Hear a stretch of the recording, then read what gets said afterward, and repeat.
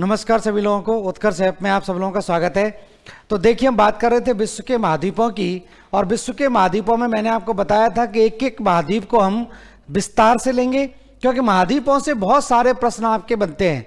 और महाद्वीपों को जब हम पढ़ेंगे तो मैंने आपसे ये भी कहा था कि आप सब लोग थोड़ा सा मानचित्र को लेकर बैठें, मैप को लेकर आपको बैठना है। तो किसी भी उसका आप मैप ले लें, चाहे वो खाली मैप ले लें, चाहे आप एटलस लेकर बैठ जाएं, इससे क्या होगा कि आपको चीज़ों को समझने में आसानी हो जाएगी। क्योंकि कोई भी चीज़ आप देखिए, हमारा दिमाग जो है वो हर चीज़ को हमेशा चित्र की फॉर्म में ही सोचता है। हमेशा हम फोटो की फॉर्म में सोचते हैं, ना कि वर्ड की फॉर्म में सोचते हैं। तो कोई भी चीज़ का आप चित्र आप देख लोगे तो आपको लंबे समय तक वो याद रहेगा। तो महाद्वीपों के साथ यही समस्या है कि आप जब तक मैप लेकर या एटलस लेकर नहीं बैठेंगे तो आपको क्लियर नहीं होगा, क्योंकि बहुत सारी छोटी छोटी चीज़ें हैं जिनसे एग्जाम में प्रश्न आपके पूछे जाते हैं। तो मैप अगर लेकर बैठेंगे तो आपको चीज़ों को रटने की आवश्यकता नहीं पड़ेगी। एक एक करके हम महाद्वीपों को बहुत आराम से लेकर चल रहे हैं, जिससे कि सारी चीज़ें आपके समझ में आ जाए। तो महाद्वीपों की हम जानकारी ले रहे थे। हम अंटार्कटिका महाद्वीप के बारे में विस्तार से पढ़ चुके हैं। उसके बाद हम बात कर रहे थे ऑस्ट्रेलिया महाद्वीप की। तो ऑस्ट्रेलिया महाद्वीप के हमने उपनाम जान लिए थे, ऑस्ट्रेलिया महाद्वीप के हमने राजनीतिक स्थिति जान ली थी, ऑस्ट्रेलिया महाद्वीप की हमने आप भौगोलिक स्थिति के बारे में भी जान लिया था। कौन सी संधियां हैं और कौन कौन से द्वीपों से वो ऑस्ट्रेलिया घिरा हुआ है, कौन कौन से महासागरों से घिरा हुआ है। और उसके बाद हमने बात की थी ऑस्ट्रेलिया की प्रमुख पर्वत श्रृंखलाओं की। तो देखिए, पर्वत श्रृंखलाओं में आपको ग्रेट डिवाइडिंग रेंज ध्यान रखनी है, बाकी की कोई इतनी ज़्यादा आवश्यकता नहीं है। ग्रेट डिवाइडिंग रेंज की सबसे ऊंची चोटी वही ऑस्ट्रेलिया की सबसे ऊंची चोटी भी कहलाती है, वो ध्यान रखना है आपको। फिर हमने बात की थी मरुस्थलों की। तो ऑस्ट्रेलिया में जो पश्चिमी क्षेत्र है वो पूरा का पूरा क्या है, मरुस्थली क्षेत्र है, और पूर्वी क्षेत्र जो है वो कैसा है, उपजाऊ क्षेत्र है। इसलिए सारे शहरों की लोकेशन आपने देखी थी, चाहे वो ब्रिस्बेन हो, चाहे वो सिडनी हो, चाहे कैनबरा हो, मेलबोर्न हो, जितने भी ऑस्ट्रेलिया के बड़े बड़े शहर हैं, इनकी स्थिति कहाँ पर है, पूर्वी तट की ओर है, ना कि पश्चिम की ओर। ठीक है। फिर मरुस्थलों की हम बात कर रहे थे। तो मरुस्थलों में आपको बस ध्यान रखना है, मरुस्थल में आपको ध्यान रखना है कि Great Sandy Desert, Great Victoria Desert कहाँ पर हैं। तो ये कहाँ पर पड़ते हैं, ऑस्ट्रेलिया के अंदर ही पड़ते हैं। ठीक है। फिर हमने बात की थी पठारों की। तो पठारों में आपको किम्बरले का पठार ध्यान रखना है। किम्बरले के पठार से एक नदी निकलती है जिसका नाम है विक्टोरिया नदी। तो विक्टोरिया नदी कहाँ बहती है ये ध्यान रखना है, ये ऑस्ट्रेलिया के अंदर ही बहती है। विक्टोरिया मरुस्थल कहाँ पर है, तो ये ऑस्ट्रेलिया के अंदर ही विक्टोरिया मरुस्थल है। तो अब हम बात कर लेते हैं ऑस्ट्रेलिया की प्रमुख नदियों के बारे में। तो नदियों के बारे में कुछ चीज़ें हम जान लेते हैं। तो बाकी चीज़ें हम ऑस्ट्रेलिया के बारे में जान चुके हैं। हमने ऑस्ट्रेलिया के बारे में हम पढ़ रहे थे। तो ऑस्ट्रेलिया के बारे में एक एक तथ्य हम जानेंगे। ऑस्ट्रेलिया की राजनीतिक स्थिति,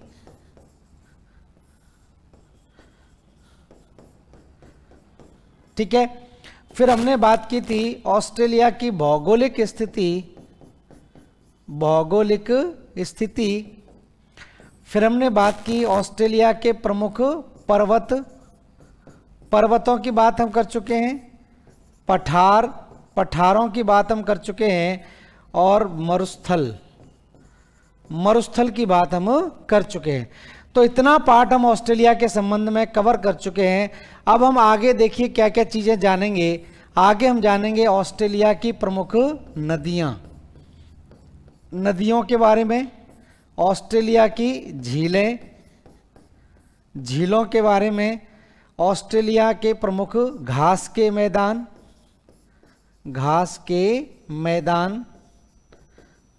ठीक है।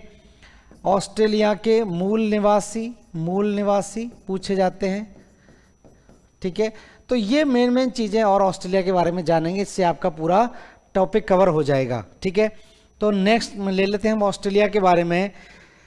ऑस्ट्रेलिया देख पा रहे होंगे। तो यहाँ से लेकर यहाँ तक आपको पता ही है कि पर्वत श्रृंखला का विस्तार है।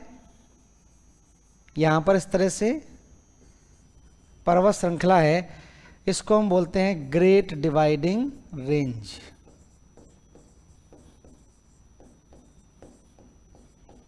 ग्रेट डिवाइडिंग रेंज कहलाती है, ठीक है।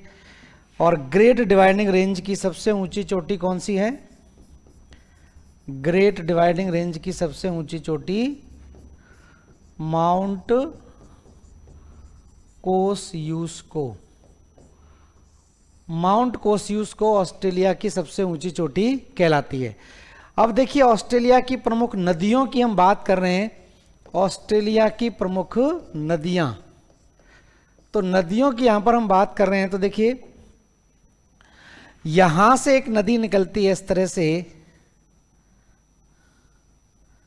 और इसमें एक नदी और आकर मिल जाती है, तो ये दो नदियों का एक तंत्र बनता है। ऊपर की तरफ जो नदी है इसको बोलते हैं डार्लिंग नदी, डार्लिंग नदी, और नीचे की तरफ जो नदी है उसको बोलते हैं मुर्रे नदी।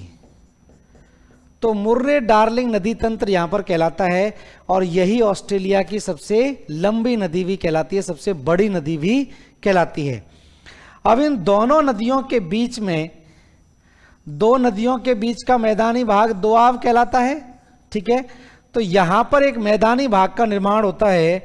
इस मैदानी भाग को हम बोलते हैं, इस मैदानी भाग को बोलते हैं रिवेरिना का मैदान, ठीक है।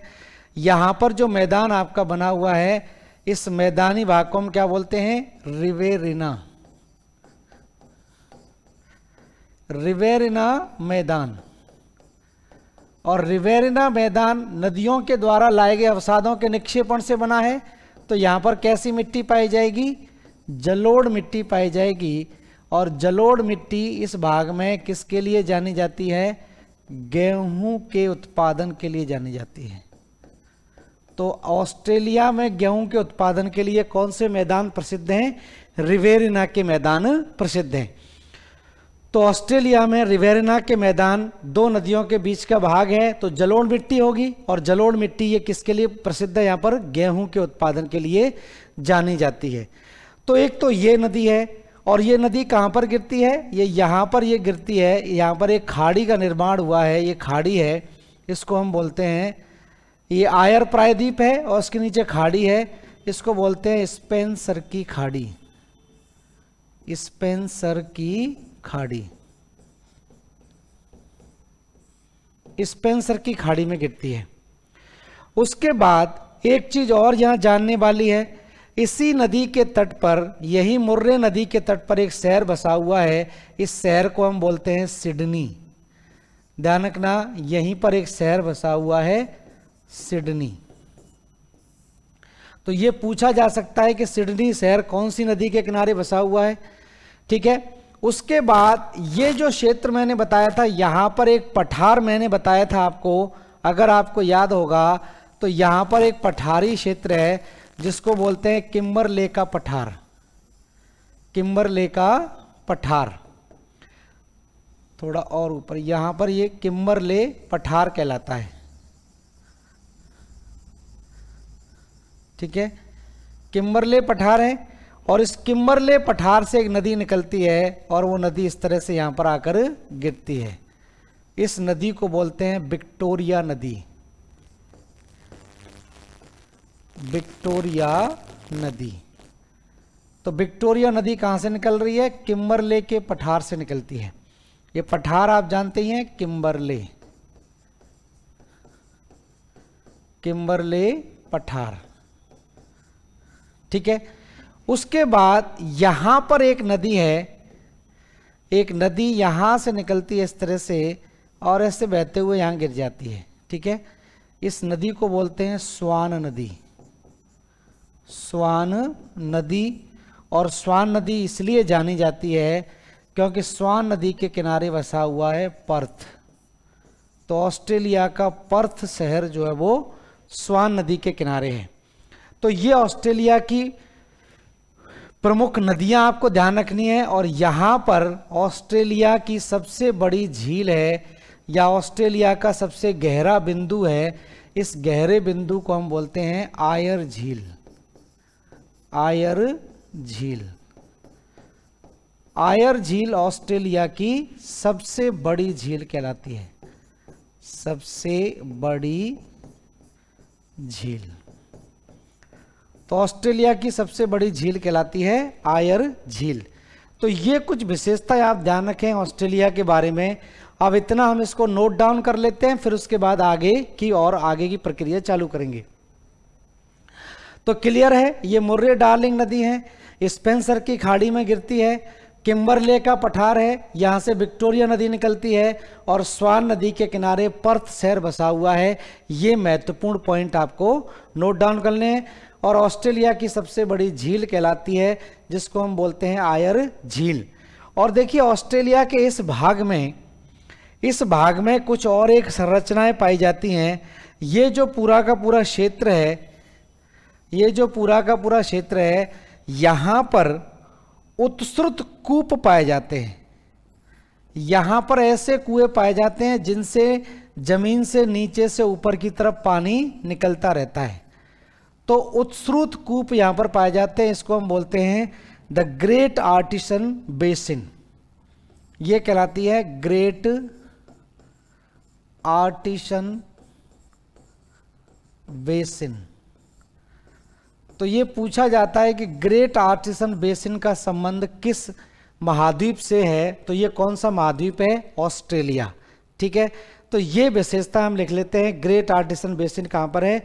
ऑस्ट्रेलिया में। और इस ग्रेट आर्टिसन बेसिन में पाताल तोड़ कुएं पाए जाते हैं, मतलब ऐसे कुएं जिनसे जमीन से ऊपर की तरफ पानी नीचे से ऊपर अपने आप निकलता रहता है, तो उत्सृत कूप कहलाते हैं ये। ठीक है, क्या है इसको हम जानेंगे, तो एक एक करके लिख लेते हैं प्रमुख नदियों के बारे में। तो सबसे पहले लिख लें यहाँ पर मुर्रे डार्लिंग नदी।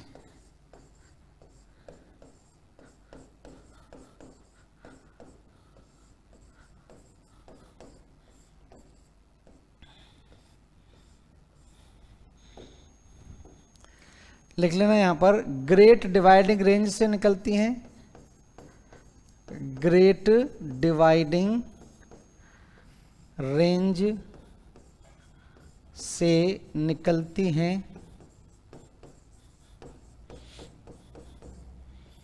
तो ग्रेट डिवाइडिंग रेंज से निकलती हैं मुर्रे डार्लिंग नदी। दूसरा पॉइंट, ये नदियां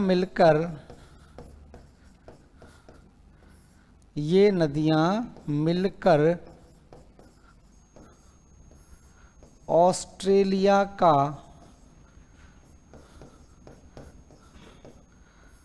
सबसे बड़ा नदी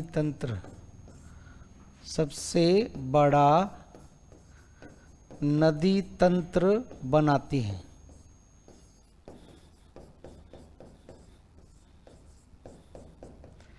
तो ऑस्ट्रेलिया का सबसे बड़ा नदी तंत्र बनाती हैं मुर्रे डार्लिंग नदियां।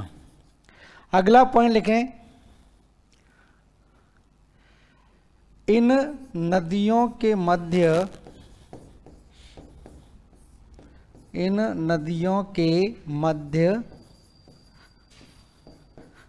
रिवेरिना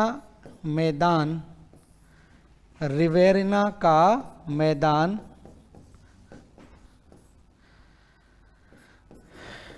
गेहूं उत्पादन के लिए जाना जाता है। रिवेरिना का मैदान गेहूं उत्पादन के लिए प्रसिद्ध है।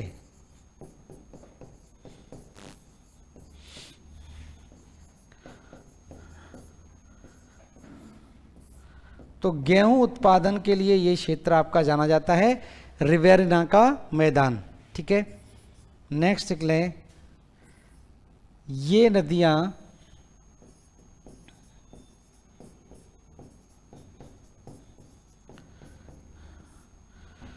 स्पेंसर की खाड़ी में गिरती हैं। स्पेंसर की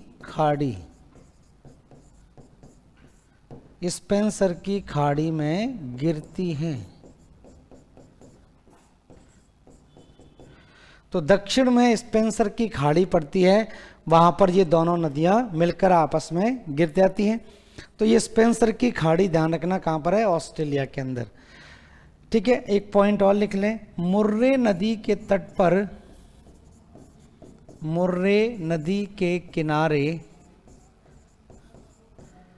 सिडनी शहर स्थित है। सिडनी शहर स्थित है। तो ये प्रश्न आपका पूछा जा सकता है कि सिडनी शहर कौन सी नदी के किनारे है, तो ध्यान रखना मुर्रे नदी के किनारे है। तो मुर्रे नदी के किनारे बसा हुआ है सिडनी शहर, तो ये जरूर आपको ध्यान रखना है। तो ये सबसे महत्वपूर्ण नदी है और ये इसकी विशेषताएं। अब इसके बाद दूसरी नदी की बात करें, विक्टोरिया नदी।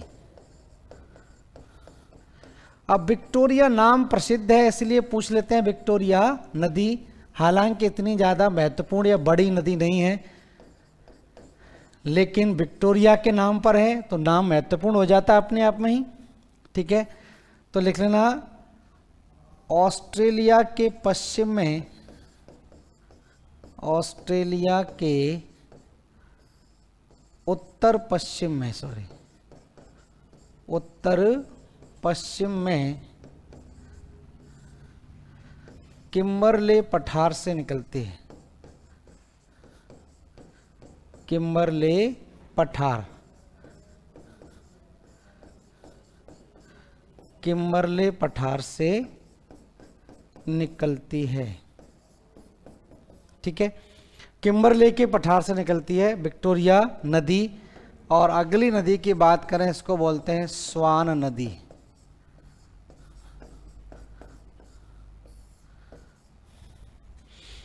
तो लिख लेना यहां पर पर्थ शहर, पर्थ शहर स्वान नदी के तट पर स्थित है।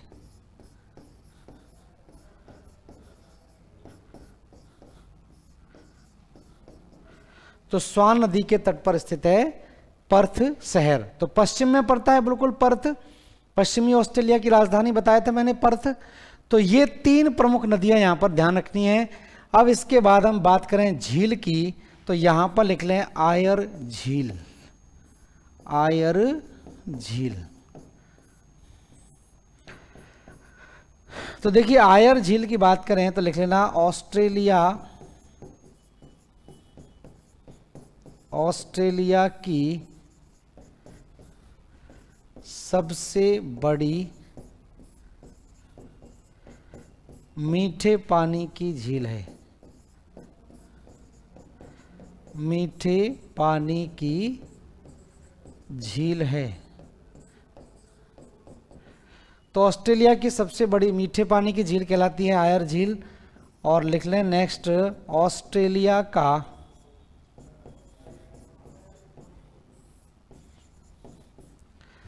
निम्नतम बिंदु, निम्नतम बिंदु है। तो ऑस्ट्रेलिया का निम्नतम बिंदु भी कहलाती है आयर झील। तो ऑस्ट्रेलिया की ध्यान रखना सबसे बड़ी झील अगर पूछा जाए या सीधा पूछा जा सकता है कि आयर झील कहां पर स्थित है, तो आयर झील का संबंध ध्यान रखना कहां पर है, ऑस्ट्रेलिया से है। अब हम बात कर रहे थे, देखिए अगले उसमें ध्यान देते हैं, उत्सृत कूप बोलते हैं या ग्रेट आर्टिसन बेसिन। ठीक है, तो यहीं पर लिख लें ग्रेट आर्टिसन बेसिन। तो ग्रेट आर्टिसन बेसिन का संबंध ध्यान रखना ऑस्ट्रेलिया से है। और ग्रेट आर्टिसन बेसिन ध्यान रखना किसके लिए प्रसिद्ध है, तो लिख लेना उत्सृत कूप बोलते हैं इनको, उत्सृत कूप या पाताल तोड़ कुएं।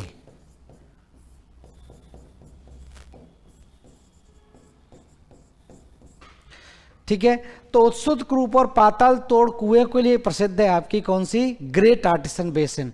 तो हालांकि विश्व में और जगहों पर भी ये पाए जाते हैं, लेकिन सबसे ज्यादा संख्या में लगभग 2000 की संख्या में यहां पर ऐसे कुएं पाए जाते हैं जिनसे स्वतः पानी ऊपर निकलता रहता है। भारत में भी आप तराई क्षेत्र में चले जाइए तो तराई क्षेत्र में जहां पर बरसात ज्यादा होती है वहां पर ऐसे जगहों पर, कुछ जगहों पर क्या होते हैं, इस तरह से पानी नीचे से ऊपर निकलता रहता है। कैसे निकलता है कुछ थोड़ा सा मैं आपको बता दूं।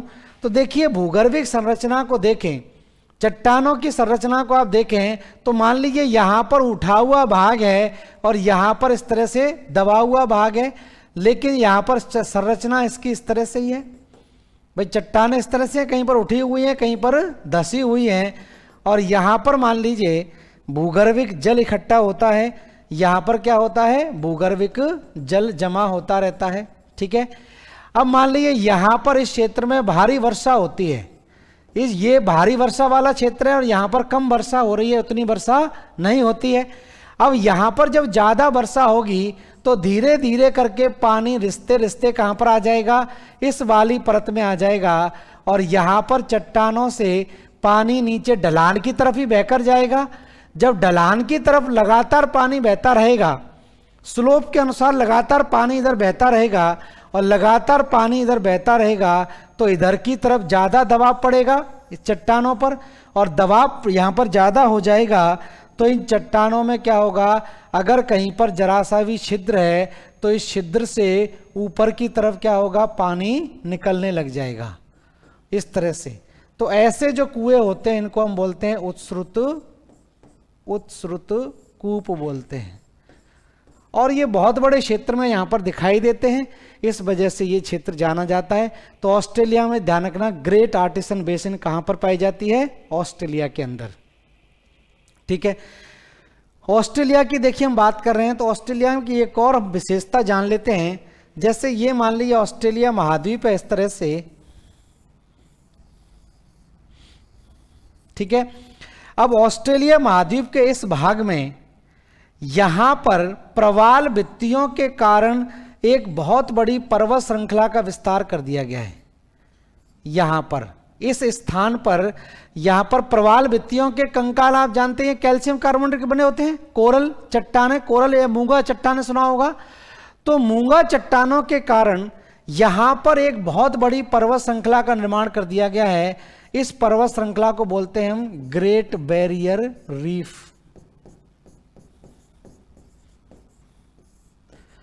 तो ग्रेट बैरियर रीफ पूछी जाती है कहां पर स्थित है, तो ये ऑस्ट्रेलिया है और ये ऑस्ट्रेलिया का क्या है, उत्तर पूर्व। तो ग्रेट बैरियर रीफ ध्यान रखना क्या है, ये मूंगा चट्टानों द्वारा निर्मित, मूंगा चट्टानों द्वारा निर्मित समुद्र में पर्वत श्रृंखला।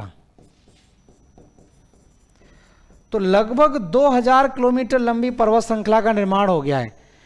ठीक है, तो ये यहां पर क्या करती है, चक्रवातों को रोकने का काम करती है, इसलिए इसका नाम पड़ गया बैरियर, और ग्रेट बैरियर रीफ इसको बोलते हैं। और ये ग्रेट बैरियर रीफ आपसे पूछी जाती है कहां पर स्थित है, तो ये आपका मूंगा चट्टानों से निर्मित है, प्रवाल भित्तियों से। तो ग्रेट बैरियर रीफ, ठीक है, उत्तर पूर्व में, ऑस्ट्रेलिया के उत्तर पूर्व में।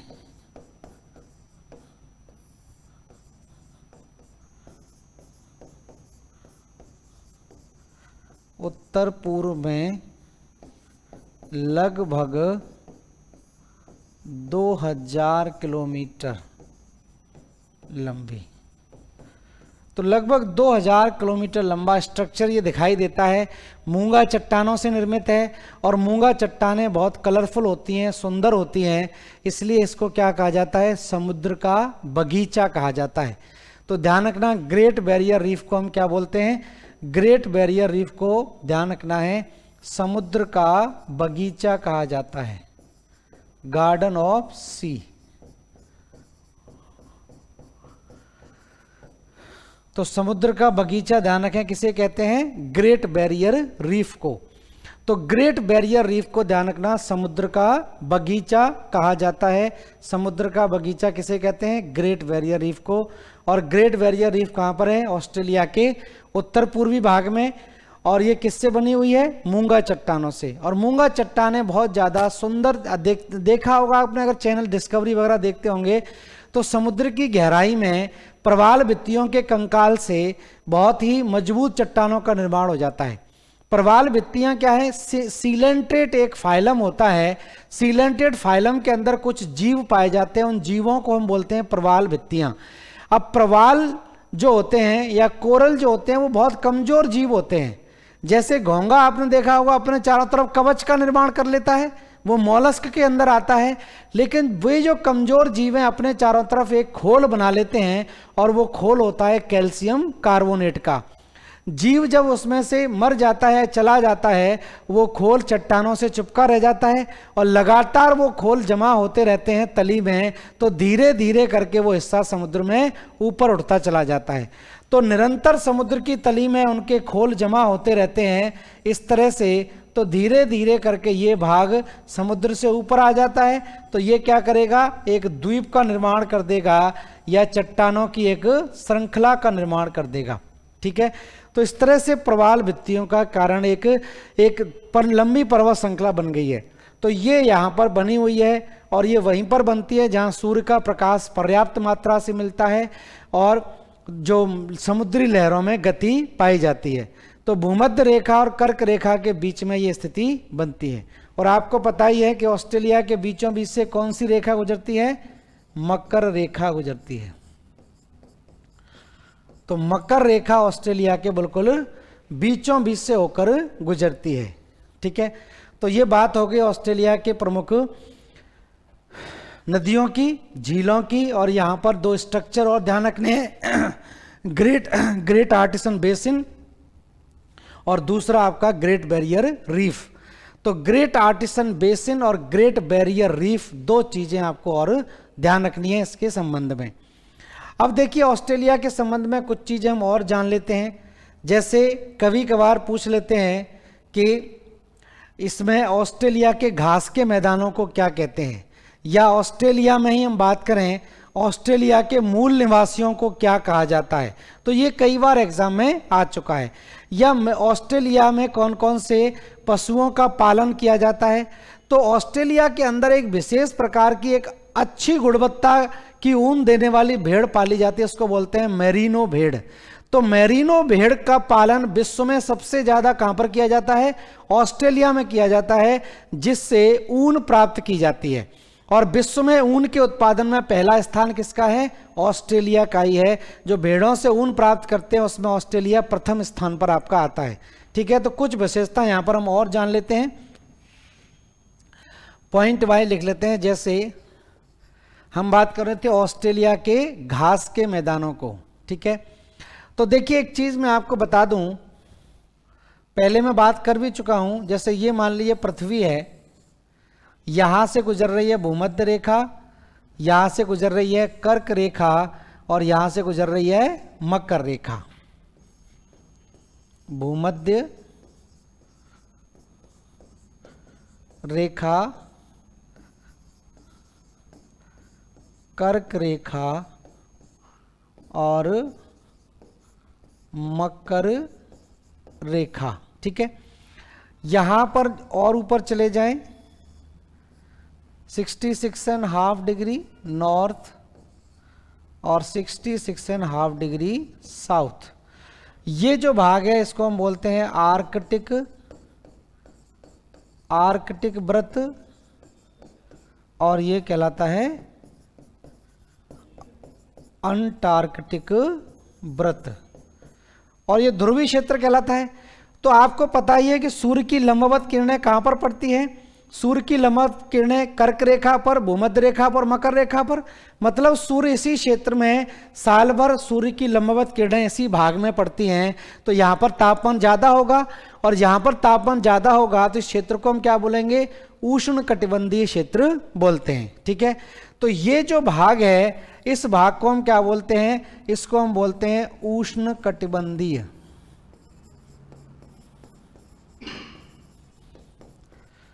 उष्ण कटिबंधीय क्षेत्र बोलते हैं।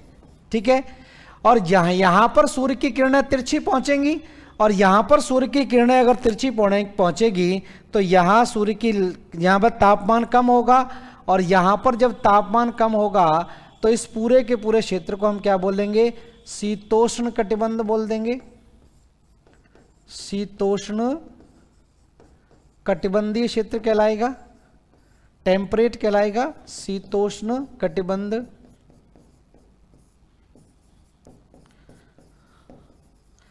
ठीक है, और इस भाग में सूर्य का प्रकाश बहुत ही कम पहुंचता है, तो ये क्या कहलाएगा, फ्रिजिड जोन कहलाएगा। इस भाग को हम क्या बोलेंगे, शीत कटिबंध बोलते हैं, शीत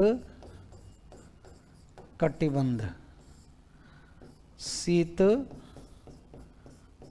कटिबंध। ठीक है। तो जी मेरा कहने का मतलब केवल आपसे ये था, मैं इसको आपको इसलिए बता रहा हूं, ये उष्ण लिखना या उष्ण लिख गया, उष्ण। मेन मतलब क्या है बताने का कि हम बात कर रहे हैं घास के मैदानों की।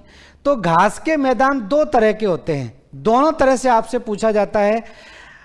या तो सीधा ही पूछ लेंगे कि डाउन्स घास के मैदान कहां पाए जाते हैं, या ये पूछ लेंगे कि डाउन्स घास के मैदान किस प्रकार के घास के मैदान हैं, शीतोष्ण घास के मैदान हैं या उष्ण कटिबंधीय घास के मैदान हैं, ट्रॉपिकल ग्रासलैंड है या टेम्परेट ग्रासलैंड है आपके, इस तरह से पूछा जाता है।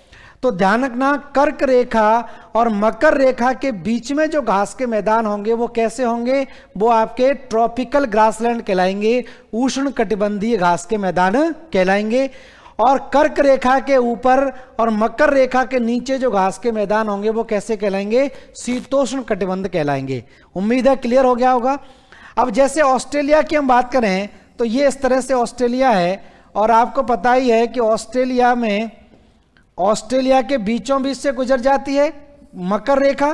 ठीक है, ऑस्ट्रेलिया के बीचों बीच से क्या गुजर गई, मकर रेखा गुजर गई, मकर रेखा।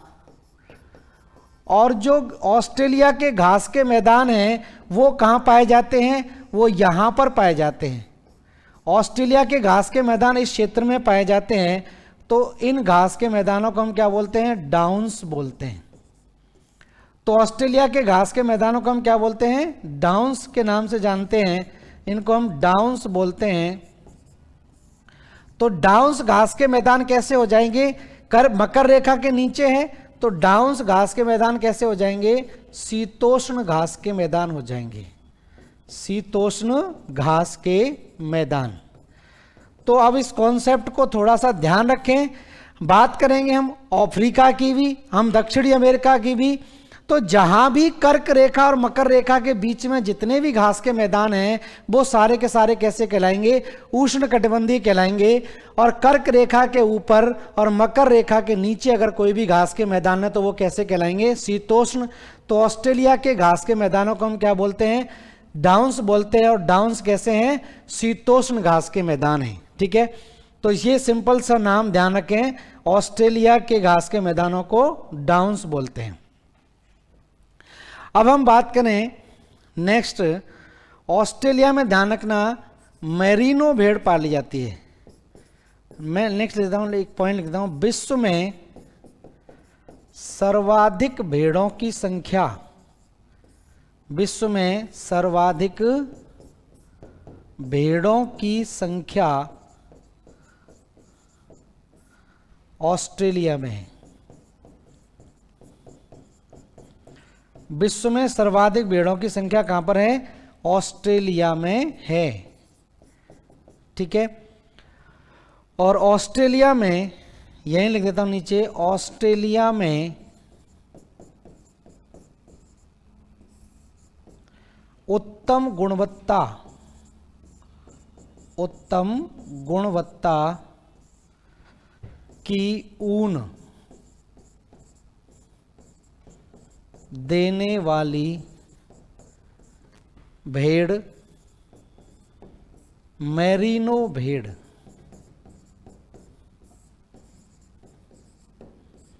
मेरिनो भेड़ पाली जाती है।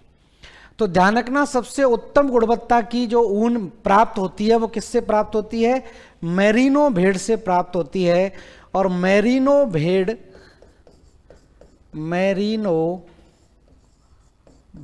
पालकों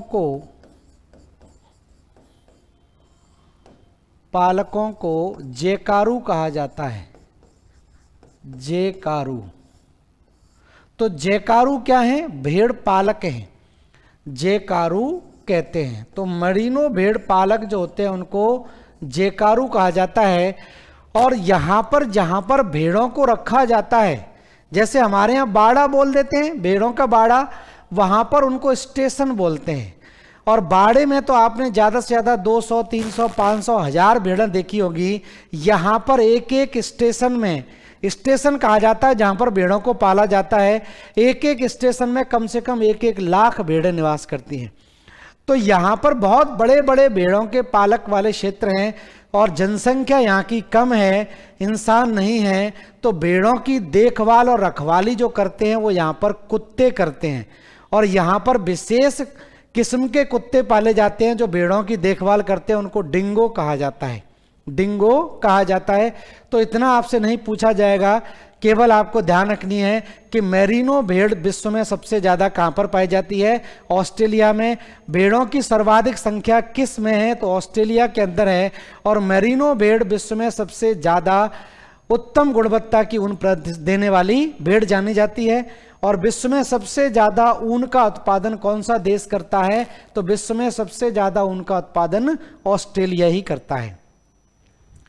तो मेरिनो भेड़ जो है वो यहाँ पर पाली जाती है और मेरिनो भेड़ पालकों को जैकारू कहा जाता है। और जहाँ पर मेरिनो भेड़ों को रखा जाता है उस स्थान को स्टेशन कहा जाता है।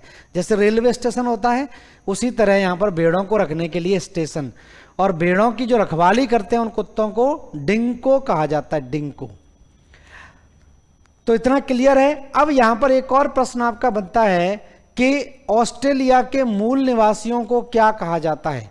तो ये बहुत बार एग्जाम में पूछा गया है, ऑस्ट्रेलिया के या न्यूजीलैंड के मूल निवासी किस नाम से जाने जाते हैं? तो वो हम बात करेंगे अभी। तो यहां पर लिख लेते हैं आगे एक पॉइंट और, ऑस्ट्रेलिया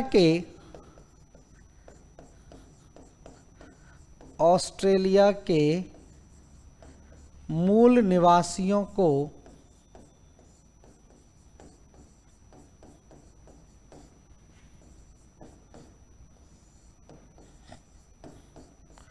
एबोरिजिनल्स कहा जाता है, एबोरिजिनल। ध्यान रखें, ये पूछा जाता है कई बार। तो ऑस्ट्रेलिया के मूल निवासियों को क्या बोलते हैं? एबोरिजिनल बोलते हैं। ठीक है, कंगारू नहीं बोलते, कंगारू वहां का राष्ट्रीय प्रतीक है। का ऑस्ट्रेलिया का जो राष्ट्रीय प्रतीक है वो क्या है? कंगारू है। ऑस्ट्रेलिया का राष्ट्रीय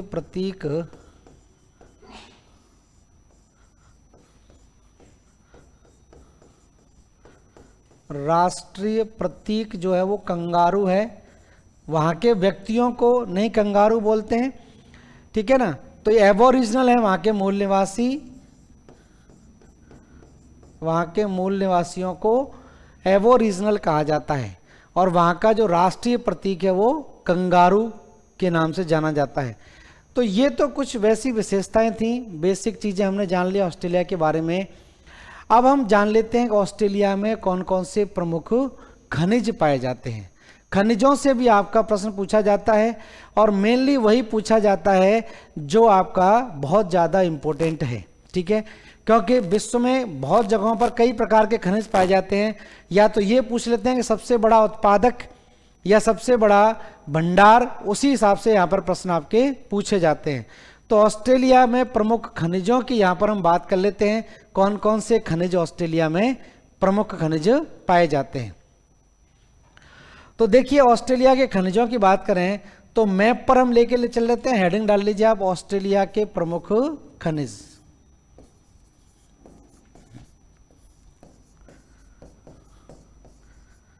ऑस्ट्रेलिया के प्रमुख खनिज। तो देखिए, खनिजों में कुछ चीज़ों को अगर आप देखें, जैसे यहाँ पर जो काफ़ी बड़ी 2 गोल्ड माइंस हैं, ठीक है ना। हालांकि सोने के उत्पादन में पहला स्थान जो है वो चीन का है। सोने के सबसे बड़े भंडार जो हैं वो आपके पाए जाते हैं दक्षिणी अफ्रीका में, जोहान्सबर्ग के अंदर। लेकिन ऑस्ट्रेलिया में कालगूरली और कूलगारली करके 2 आपकी गोल्ड माइंस हैं, 2 खनन क्षेत्र हैं। ऑस्ट्रेलिया, ध्यान रखना, स्वर्ण के भंडार में दूसरे स्थान पर आता है, इसलिए जाना जाता है। खनन क्षेत्र में आपका इसका मेन योगदान है। तो यहाँ पर हम मेन बात कर लें तो देखिए, लिख लेते हैं, मैप पर समझ लेते हैं, मैप पर आपको समझाना आसान हो जाएगा। तो ऑस्ट्रेलिया के प्रमुख खनिजों की हम बात कर रहे हैं। तो ये ऑस्ट्रेलिया है। तो कहाँ कहाँ पर कौन से खनिज पाए जाते हैं उसके हिसाब से। तो ऑस्ट्रेलिया के प्रमुख खनिज,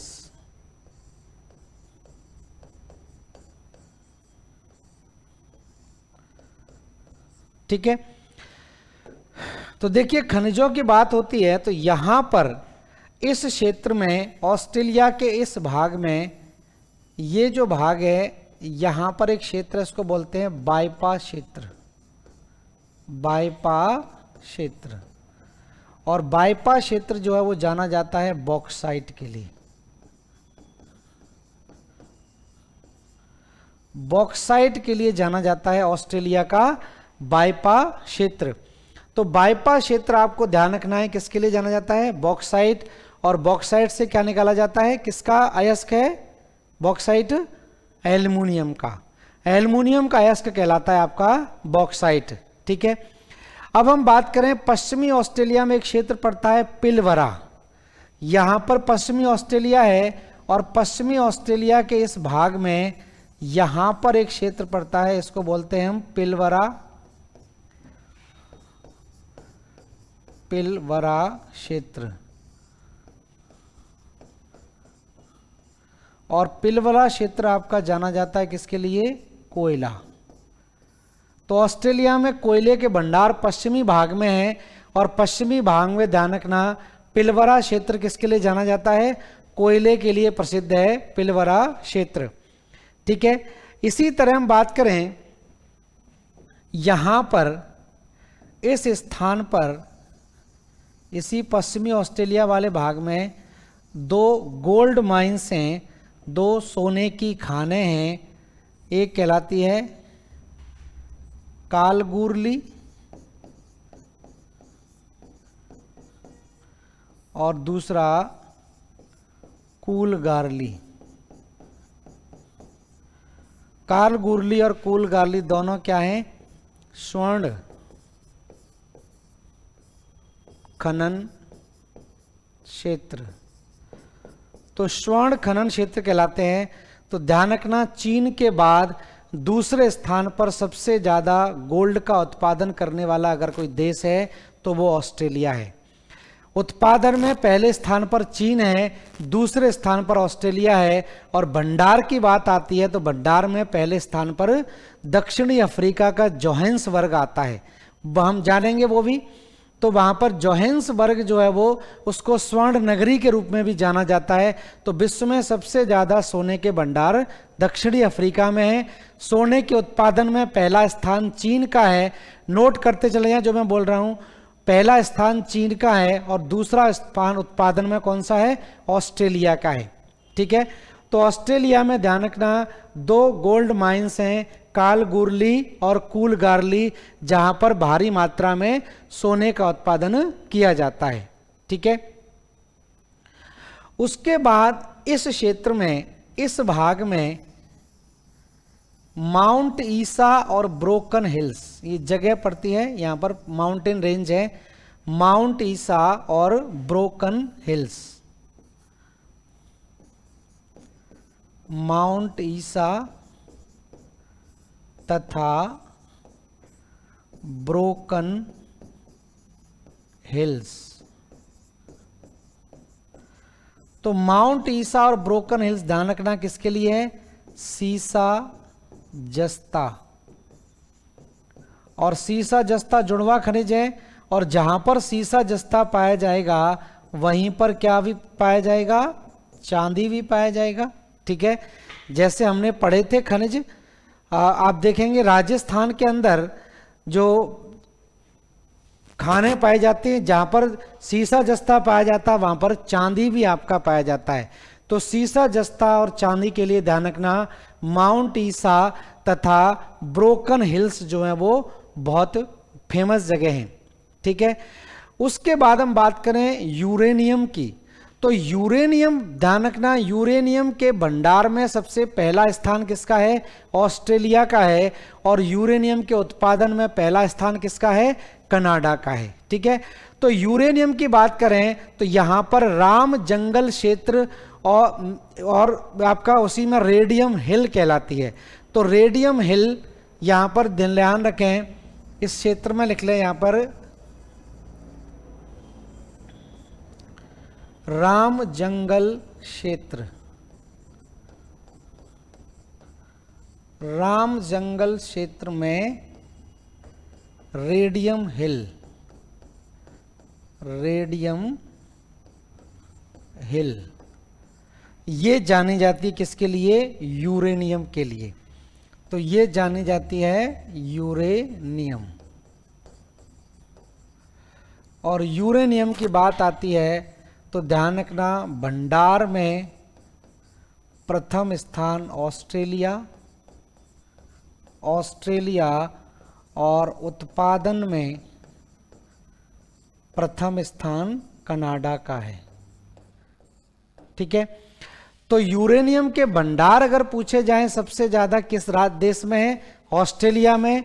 और यूरेनियम का उत्पादन करने वाला मतलब सबसे ज्यादा प्रोड्यूस कर रहा है, दूसरे देशों को बेच रहा है, तो वो आपका क्या कहलाता है? कनाडा कहलाता है। तो ये ध्यान रखना है आपको, यूरेनियम के भंडार सबसे ज्यादा कहां पर हैं? ऑस्ट्रेलिया में। और सबसे ज्यादा उत्पादन कौन करता है? कनाडा। ये आपके एग्जाम के पॉइंट ऑफ व्यू से इसलिए इंपॉर्टेंट है क्योंकि हाल ही में भारत सरकार ने इन दोनों देशों के साथ में यूरेनियम को लेने के लिए, क्योंकि भारत यूरेनियम का उपयोग किसके लिए करेगा? विद्युत ऊर्जा के लिए करेगा, बिजली बनाने के लिए करेगा। तो भारत ने कनाडा के साथ भी और ऑस्ट्रेलिया के साथ भी, दोनों देशों के साथ यूरेनियम के लिए समझौता किया है कि हमें यूरेनियम देंगे तो हम उससे क्या करेंगे? ताप विद्युत जो आपकी परमाणु ऊर्जा में उपयोग किया जाएगा। तो परमाणु ऊर्जा में उपयोग करने के लिए आपके दोनों क्षेत्र जाने जाते हैं। ठीक है, उसके बाद हम बात करें लौह अयस्क की, तो अर्नहम लैंड वाला क्षेत्र जो है वो आपका जाना जाता है किसके लिए? लौह अयस्क के लिए। ठीक है, तो यहीं पर एक क्षेत्र और लिख लें, यहां जो भाग है ये लौह अयस्क के लिए जाना जाता है। लौह अयस्क अर्नहम लैंड।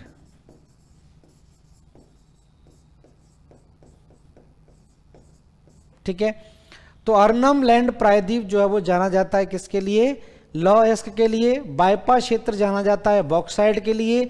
माउंट ईसा और ब्रोकन हिल्स सीसा जस्ता चांदी के लिए। कालगुरली और कुलगारली गोल्ड के लिए। पिलवरा क्षेत्र जाना जाता है किसके लिए? कोयले के भंडार के लिए जाना जाता है। तो ये प्रमुख विशेषता हम जान रहे थे किसके बारे में?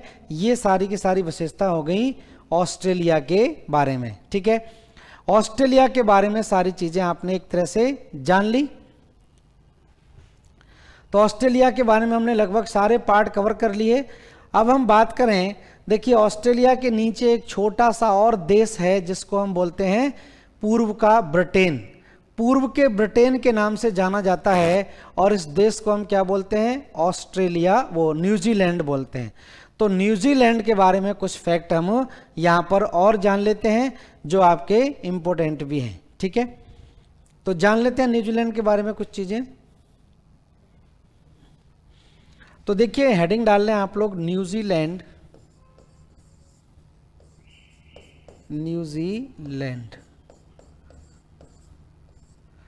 तो पहली चीज तो ध्यान रखना, न्यूजीलैंड की खोज किसने की? तो न्यूजीलैंड की खोज जो है वो ध्यान रखना 1969 में, 1769 में कैप्टन कुक के द्वारा की गई। कैप्टन कुक ने इसकी खोज की थी न 1769 के अंदर कैप्टन कुक के द्वारा न्यूजीलैंड की खोज की गई। अब न्यूजीलैंड ध्यान रखना, न्यूजीलैंड को पूर्व का ब्रिटेन कहा जाता है। पूर्व का ब्रिटेन कहते हैं। न्यूजीलैंड को क्या बोलते हैं? पूर्व का ब्रिटेन। न्यूजीलैंड के मूल निवासियों को क्या कहा जाता है? फटाफट जवाब दे के बता सकता है कोई कि न्यूजीलैंड के मूल निवासियों को किस नाम से जाना जाता है? न्यूजीलैंड के मूल निवासियों को क्या कहते हैं? तो कुछ लोगों का सही है जवाब, न्यूजीलैंड के मूल निवासियों को माओरी कहा जाता है, माओरीज बोलते हैं। ठीक है, तो न्यूजीलैंड के मूल निवासी क्या कहलाते हैं? माओरी कहलाते हैं। और न्यूजीलैंड को एक उपनाम से जाना जाता है, इसको पूर्व का ब्रिटेन कहा जाता है। ठीक है, तो ब्रिटेन ऑफ द ईस्ट के नाम से भी इसको जाना जाता है। और इसके बारे में हम बात करें, देखिए तो न्यूजीलैंड के बारे में देखिए और चीज़ जाने तो न्यूजीलैंड में के जो घास के मैदान हैं, न्यूजीलैंड के घास के मैदानों को, न्यूजीलैंड के घास के मैदानों को कैंटावरी कहा जाता है, कैंटावरी। तो न्यूजीलैंड के घास के मैदानों को क्या बोलते हैं? कैंटावरी। और कैंटावरी कहाँ है? मकर रेखा के नीचे ही है। और कैंटावरी जब मकर रेखा के नीचे है तो ये कैसे हो जाएंगे? शीतोष्ण घास के मैदान हो जाएंगे, शीतोष्ण घास के मैदान। तो शीतोष्ण घास के मैदान आपके कैंटावरी के नाम से जाने जाते हैं न्यूजीलैंड में। और न्यूजीलैंड की राजधानी बता सकता है कोई क्या है? न्यूजीलैंड की राजधानी बता सकते हैं कोई? बता सकता है तो देखिए न्यूजीलैंड की मैं राजधानी की बात करूं तो न्यूजीलैंड की राजधानी वेलिंगटन कहलाती है। न्यूजीलैंड की राजधानी वेलिंगटन, वेलिंगटन। और वेलिंगटन राजधानी नहीं पूछा जाएगा आपसे, आपसे पूछा जाएगा कि विश्व की सबसे दक्षिणतम राजधानी कौन सी है। तो वेलिंगटन ध्यान रखना, विश्व की सबसे दक्षिणतम राजधानी कौन सी है आपको बताना है। मैं बता दूंगा, आपको बताना है कि विश्व की सबसे उत्तरतम राजधानी कौन सी है, the northern most capital of India. आपको खोज के मुझे बताना है। मैं आपको बता रहा हूं कि विश्व की सबसे दक्षिणतम राजधानी कहलाती है वेलिंगटन। तो वेलिंगटन के आगे लिख लें विश्व की सबसे दक्षिणतम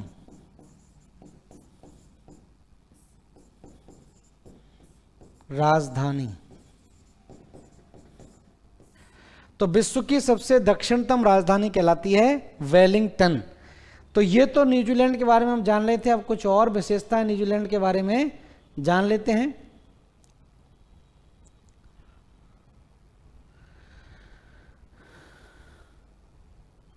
ठीक है, तो देखिए किस तरह से इसको जान लेते हैं। यहां पर दो द्वीपों के रूप में न्यूजीलैंड आपका बसा हुआ है। यहां तक तो हो गया ऑस्ट्रेलिया, ये तो ऑस्ट्रेलिया हो गया। यहां पर तस्मानिया हो गया। अब यहां से लगभग 2000 किलोमीटर दक्षिण की तरफ चले जाएं तो दो द्वीपों के रूप में आपको दिखाई देगा इस तरह से, ये कहलाता है न्यूजीलैंड।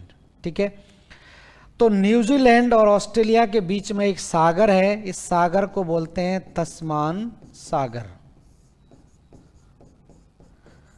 तो तस्मान सागर किसके बीच में है? न्यूजीलैंड और ऑस्ट्रेलिया के बीच में है। ये ऑस्ट्रेलिया है, ऑस्ट्रेलिया, ये तस्मानिया है, तस्मानिया। ठीक है, और इन दोनों के बीच में जल संधि बनती है। तो ये हम बात कर रहे हैं न्यूजीलैंड की। तो ये न्यूजीलैंड का ध्यान रखना उत्तरी द्वीप है, उत्तरी द्वीप। और उत्तरी द्वीप का प्रमुख शहर यहां पर पड़ता है, इसको बोलते हैं ऑकलैंड। ऑकलैंड उत्तरी द्वीप का प्रमुख शहर कहलाता है। और ये उत्तरी द्वीप हो गया, और ये कौन सा हो गया? दक्षिणी द्वीप। और इसकी खोज कैप्टन कुक के द्वारा की गई थी। तो उत्तरी और दक्षिणी द्वीपों के बीच में एक जल संधि का निर्माण हो रहा है। इस जल संधि को उसी कैप्टन कुक के नाम पर नाम दे दिया गया। इन दोनों के बीच में एक जल संधि है, इसको बोलते हैं कुक जल संधि। कुक जल संधि। तो कुक जल संधि ध्यान रखना किसको अलग करती है, न्यूजीलैंड के उत्तरी और दक्षिणी द्वीप के बीच में पड़ती है कुक जल संधि। ठीक है, अब यहां पर प्रमुख पर्वत श्रृंखला दिखाई देती है, इसको हम बोलते हैं, यहां पर एक पर्वत श्रृंखला नजर आती है जो न्यूजीलैंड की सबसे लंबी पर्वत श्रृंखला कहलाती है, इसको बोलते हैं दक्षिणी आल्प्स पर्वत श्रेणी। तो ये कहलाती है दक्षिणी आल्प्स पर्वत। तो दक्षिणी आल्प्स पर्वत श्रेणी की, या ये कहें न्यूजीलैंड की सबसे ऊंची चोटी कौन सी है, तो यहीं पर न्यूजीलैंड की सबसे ऊंची चोटी पड़ती है, इसको बोलते हैं माउंट कुक। तो माउंट कुक ध्यान रखना दक्षिणी द्वीप पर है, दक्षिणी द्वीप बड़ा द्वीप है और न्यूजीलैंड की सबसे ऊंची चोटी कहलाती है माउंट कुक, जो 3764 मीटर की इसकी ऊंचाई है, 3764 मीटर। तो माउंट कुक यहां पर इस तरह से ध्यान रखें, ये इसकी सबसे ऊंची चोटी कहलाती है। ठीक है, तस्मान सागर आप देख रहे हैं न्यूजीलैंड के और ऑस्ट्रेलिया के बीच में आपका पड़ता है तस्मान सागर। ठीक है, इस तरह से आपको थोड़ा सा ध्यान रखना है।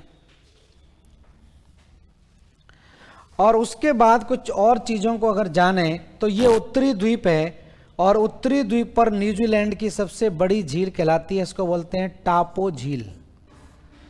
टापो झील, टापो झील न्यूजीलैंड की सबसे बड़ी मीठे पानी की झील है। मीठे पानी की झील, तो न्यूजीलैंड की सबसे बड़ी मीठे पानी की झील कहलाती है टापो झील। ठीक है, इस तरह से ध्यान रखना है। और ऑस्ट्रेलिया में एक चीज ध्यान रखें, ऑस्ट्रेलिया एकमात्र ऐसा द्वीप है ये जो जहां पर भूकंप या ज्वालामुखी नहीं पाए जाते हैं। ज्वालामुखी रहित महाद्वीप है। तो ऐसा कौन सा महाद्वीप है जहां पर एक भी ज्वालामुखी नहीं पाए जाते, तो वो महाद्वीप है आपका ऑस्ट्रेलिया। तो ऑस्ट्रेलिया में अभी तक एक भी ज्वालामुखी नहीं पाए जाते हैं, ध्यान रखना। न्यूजीलैंड में तो बहुत सारे ज्वालामुखी पाए जाते हैं, हाल ही में एक ज्वालामुखी वहां पर सक्रिय भी हो गया था। तो ये ध्यान रखें, न्यूजीलैंड के बारे में मेन चीजें आपको थोड़ी सी ध्यान रखनी है। ठीक है, एक पॉइंट और मैं यहां पर लिख दूं, न्यूजीलैंड की सबसे लंबी नदी, सबसे लंबी नदी, न्यूजीलैंड की सबसे लंबी नदी वैकाटो है, वैकाटो, और एक और नदी है वांगा नुई नदी। तो वांगा नुई नदी को न्यूजीलैंड की संसद ने क्या किया है, जीवित संस्था घोषित किया है, जीवित संस्था। तो वांगा नुई नदी को ध्यान रखना जीवित संस्था घोषित किया गया इसके संरक्षण के लिए, कि जैसे ये भी एक लिविंग ऑर्गेनिज्म है तो आपको इसका संरक्षण करना है। तो वांगा नुई नदी को ध्यान रखना जीवित संस्था के रूप में जाना जाता है। तो वांगा नुई नदी ध्यान रखना है, और सबसे लंबी नदी वैकाटो नदी है, और दोनों कहां पर है, उत्तरी द्वीप के अंदर पड़ती हैं। तो ये तो बात होगी ऑस्ट्रेलिया की और न्यूजीलैंड की। नेक्स्ट क्लास में हम बात करेंगे अगले महाद्वीप की। तो सभी लोगों को जुड़ने के लिए धन्यवाद, नमस्कार सभी लोगों को।